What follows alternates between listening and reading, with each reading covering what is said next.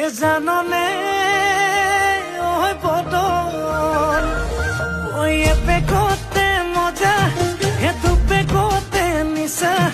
হে 3 নম্বৰ পেকটো পালে হৈ যাম মই ৰজা মোৰ খিতানৰে গাৰু হবিনে ঐ ৰুনু